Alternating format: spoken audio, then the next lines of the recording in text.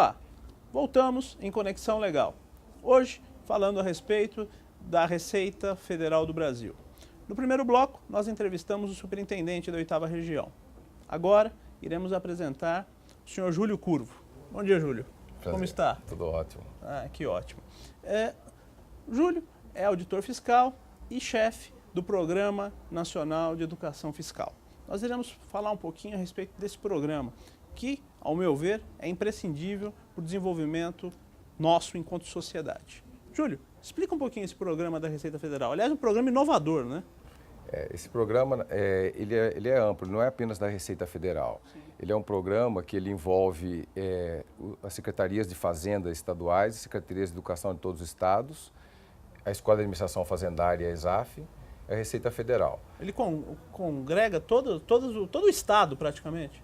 Todo o estado brasileiro na questão da parte fazendária, né, e da parte da educação. Sim. Inclusive o Ministério da Educação também faz parte desse programa. Poxa.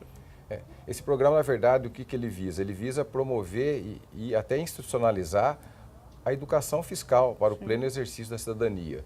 Quando nós falamos em educação fiscal, para dar um entendimento perfeito disso, é a gente lembrar, por exemplo, a questão da educação ambiental, que já hoje é difundida, a educação sexual, a educação para o trânsito. Da mesma forma, a educação fiscal precisa ser levada para a sociedade em geral, né? Para que o cidadão também participe desse controle social, tanto da arrecadação como dos gastos públicos. Hoje, na nossa sociedade, o cidadão em geral, ele não se envolve com isso. O cidadão brasileiro ainda não tem uma consciência fiscal desenvolvida, né? E é isso que nós precisamos levar para a sociedade e é isso que o Programa Nacional se propõe. Esse programa já está difundido no estado de São Paulo?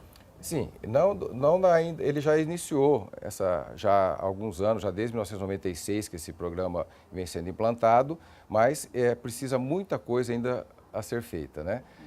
Ele é feito em conjunto com as secretarias da Educação e da Fazenda e tem vários segmentos, mas o foco nosso principal seria junto aos professores. Sim, aos educadores. Aos educadores em geral, né?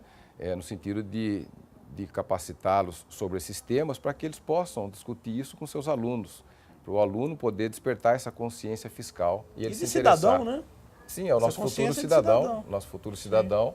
Então, o programa, na verdade, ele tem vários módulos de abrangência que nós chamamos.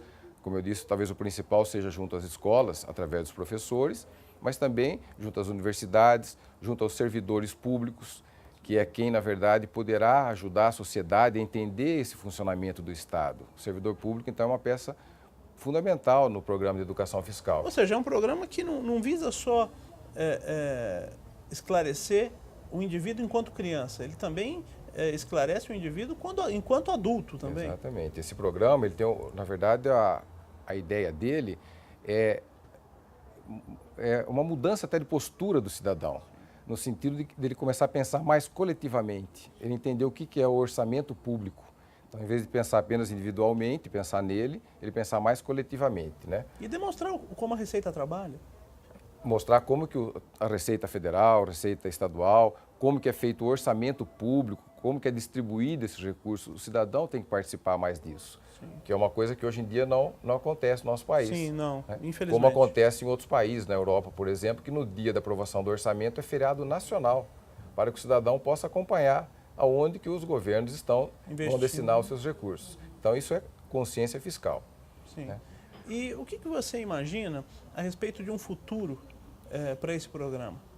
Para que no futuro nós imaginamos as escolas tratando esse como um dos temas sociais contemporâneos importantes, como inserido nas demais matérias? Isso, é de uma forma transversal que ele é tratado na escola, isto é, todos os professores, eles podem e deverão ter a capacidade de conversar com seus alunos sobre isso. Sim. Então, tem sido feito já em vários municípios, né, do estado de São Paulo e do Brasil todo, esse programa tem se inserido nas escolas. O professor tem tomado contato com ele. E como está sendo o retorno desse programa? Sim, a questão da avaliação qualitativa dele é um pouco complexa, né? Nós vemos em algumas escolas que, de fato, aumenta a consciência dos alunos sobre isso. A questão do próprio patrimônio público, a conservação do patrimônio público, né?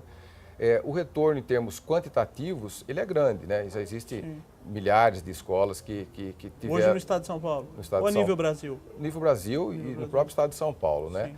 Mas nós temos que buscar critérios mais qualitativos dessa busca. A educação, em geral, nós precisamos de critérios qualitativos. Né? Não adianta a gente falar, nós fomos em 1000 escolas. Sim. Nós precisamos saber em cada escola quanto que isso ajudou Representa, aquele né? cidadão a melhorar essa sua postura diante dos recursos públicos. E a né? própria educação é um processo de longo prazo, né?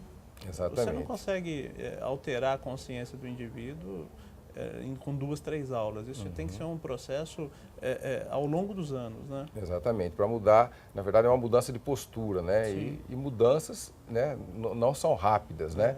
E nós temos vários aspectos para poder mudar essa cultura. O cidadão precisa ter uma consciência, por exemplo, sobre as funções sociais do tributo, porque muitas vezes o cidadão nem sabe por que existe tributo. Funções sociais, né? Por exemplo, garantir o bem-estar e a dignidade do ser humano, de qualquer cidadão, independente dele pagar por ele. Entendi. Quem que vai fazer isso? É o Estado, através do quê? Dos recursos públicos. A própria visão econômica, né? Qual que é a função econômica do tributo? Alavancar a economia regionalmente, às vezes setorialmente, distribuição de renda. O tributo é o grande agente que pode produzir uma distribuição de renda, e o nosso país precisa tanto distribuir renda. Sim, é verdade. Um outro aspecto importante que o cidadão tem que ter e que o Programa Nacional de Educação Fiscal pretende levar e tem levado é falar sobre a própria administração pública. Quais são os princípios que devem reger a administração pública?